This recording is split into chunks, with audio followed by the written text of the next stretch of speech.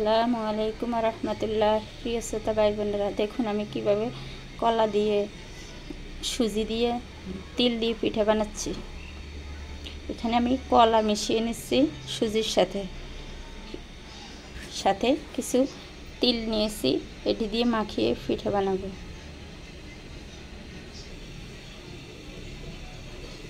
দেখুন আমি তিলগুলাও পরে ছিটিয়ে নিয়েছি।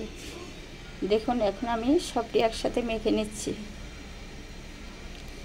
চুলার উপরে কড়াই বসিয়ে কিছু তেল দিয়ে দিচ্ছি। এখন পিঠাটি সেঁকে নেব।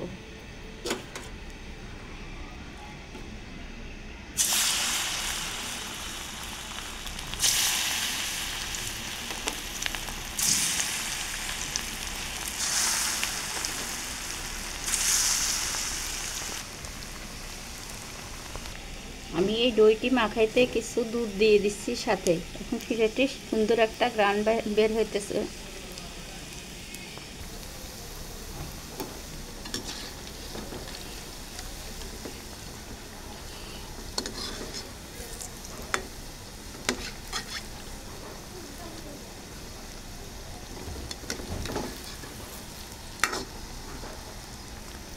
দেখছেন আমার পিঠাটি কতটা সুন্দর হয়েছে।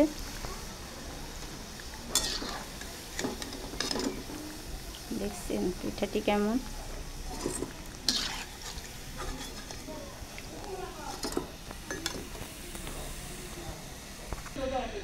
দেখুন একটা পিঠা নিচ্ছি, ভেঙে দেখাচ্ছি কেমন সুন্দর হয়েছে।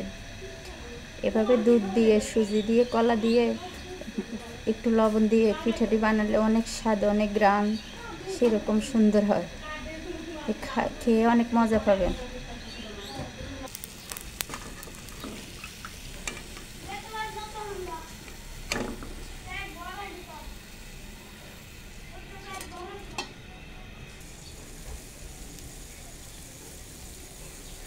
দেখছেন পিঠাটি কত সুন্দর হয়েছে।